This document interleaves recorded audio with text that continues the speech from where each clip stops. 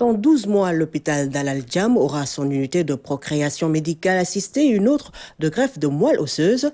La réalisation de ce projet va mettre un terme aux évacuations coûteuses vers l'étranger. La PMA sera réservée aux couples légalement constitués et la greffe permettra de prendre en charge des affections malignes du sang.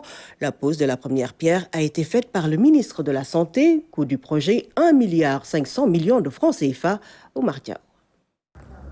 Pour l'heure, il ne s'agit que de plans dévoilés et expliqués aux visiteurs. Le ministre vient pour la pose de la première pierre d'un ensemble avec une unité de greffe de la moelle osseuse et une autre de procréation médicalement assistée. La procréation médicalement assistée peut être la seule solution après des tentatives de traitement purement médical ou purement chirurgical. Il arrive que ce soit le dernier recours.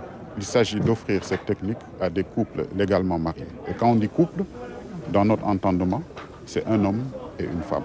L'infertilité, dont la prévalence tourne autour de 15%, est un véritable drame social. Elle engendre aussi une souffrance psychologique importante. Quant à la greffe de moelle, elle permet de prendre en charge les affections malignes du sang, les leucémies notamment.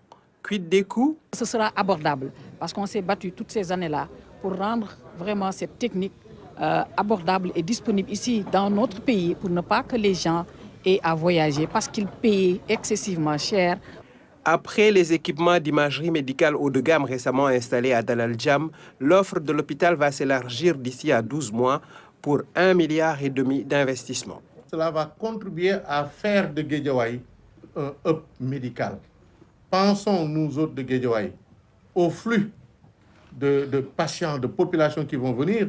Un hôpital, ce n'est pas simplement qu'un lieu où on résout des problèmes médicaux.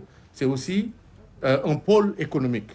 La montée en puissance de Al Djam s'inscrit dans une dynamique plus globale de l'amélioration de la prise en charge au Sénégal.